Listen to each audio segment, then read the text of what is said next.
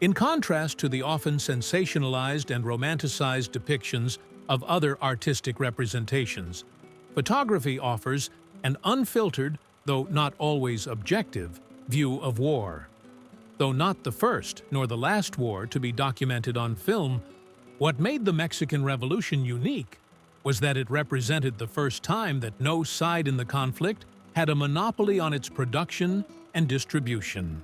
From the federal government to the constitutionalists, to the U.S. military, to journalists and ordinary citizens, the revolution was documented on celluloid by many sides with many motivations using newly developed technology that helped enable the democratization of information. One of those who seized this opportunity was Pancho Villa, who actively embraced the use of photographers and filmmakers to document his exploits for propaganda purposes.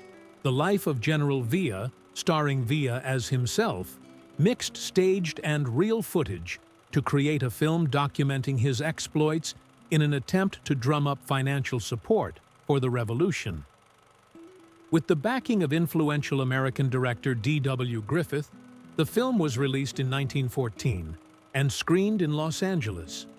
No copies of the complete film are known to exist today, with only fragments of footage still available. What does exist remains one of the few sources of real movie footage of the war due to the heavy and bulky gear needed at the time and the largely remote locations of the battles. Other attempts were made to capture movie footage of the war, such as American newsreel cameraman Tracy Mathewson, who had been shooting in Mexico alongside many of those who worked on Villa's film. Until that time, the United States had resisted direct involvement in the war, and little was known about it among the public beyond the little relayed by freelance journalists. Then, in 1914, the Federal Army detained 9 U.S. Navy sailors who came ashore in Tampico. The Huerta government refused to release them, leading to newly elected President Wilson to order the Navy to land at Veracruz and seize the port city. Again in 1916, as supplies and money were running low, Villa led a raid across the border into the town of Columbus, New Mexico. A nearby garrison of U.S. troops forced Villa's men to retreat, leading to Wilson ordering General Pershing into Mexico to pursue him. The U.S. government used these incidents as propaganda opportunities and employed photojournalists to document carefully controlled images of the military's campaigns. Mathewson arrived in New Mexico shortly after Villa's raid, managing to get himself embedded with Pershing's officially approved journalists.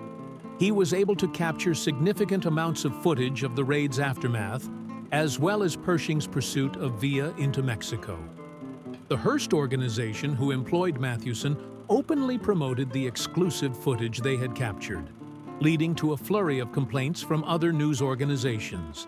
As a result, most films about the war were made years or decades after it had ended, and much of the contemporary footage has been lost or compiled into documentaries such as Gustavo Carrera's 1963 film, Epics of the Mexican Revolution. Photography, by contrast, was much more prolific, and as U.S. involvement in the war escalated, demand for news about the war among the American public grew. War photojournalism began in the 1850s during the Crimean War, but it wasn't until the American Civil War, spearheaded by photographer Mathew Brady, that photography was widely used to document conflicts.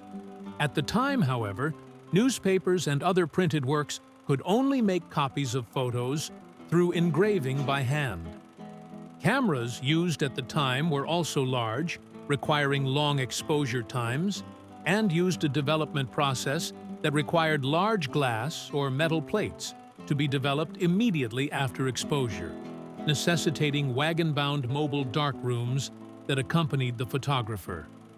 In 1880, widespread commercialization of true photo prints became possible with refinements in halftone, using printed dots of various sizes to compose an image.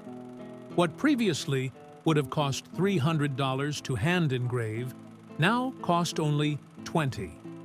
With Kodak's introduction of the Brownie camera and roll film in 1901, cameras were able to be produced en masse and at a much lower cost. They also had the advantage of being highly portable and durable, with film that was stable for years after exposure, rather than mere minutes. Released in 1912, the Vest Pocket Kodak was widely used by soldiers in World War I due to its compact size. These innovations made the Mexican Revolution an ideal proving ground for the emergence of amateur and guerrilla photojournalism. With newspapers and other print publications typically subsidized by the American and Mexican governments, they tended to shy away from pro-revolutionary imagery. And photographs printed in them were still relatively rare and difficult to produce at the time. Postcards were a different story. The golden age of postcards began in 1905, spurred by a combination of free postal delivery expansion to rural areas, deregulation of production, and a decrease in costs, leading to a worldwide explosion of popularity. Over 1 billion postcards were sold in the U.S. alone that year. Long used to quickly disseminate information about newsworthy events faster than newspapers could, they became a key component of revolutionary photography. Early on, Porfirio Diaz capitalized on this popularity, using postcards as a propaganda tool to tout the successes of his presidency. After his exile, however, they became an important source of information about the war. Many photos showed relatively benign scenes such as portraits and scenery, but many also depicted graphic images of destruction and death, quickly becoming an effective way to bypass the much more controlled government and corporate media sources. With literacy rates still low at the time, only 15% in Mexico, postcards were all the more crucial in sharing information about the war, both in the U.S. and Mexico. Photographers such as Agustin Casasola capitalized on this, establishing Mexico's first professional photo agency, which not only employed crews of professional photographers based out of Mexico City, but also purchased them from amateurs and freelancers in remote locations during the war, often putting his name on photos and claiming them as his own. He then licensed them out to newspapers and postcard makers in both the U.S. and Mexico. The influence of revolutionary photography is still felt today. Casasola's archive forms the foundation of Mexico's National Photo Library, representing the largest of its 46 collections, with nearly 500,000 photos compiled by Casasola and his family over several decades. They also still profoundly influence the culture of Mexico to this day, with art and symbols directly inspired by photos of Villa, Zapata, the Soldaderas, and others, becoming mainstays of Mexican culture and national pride.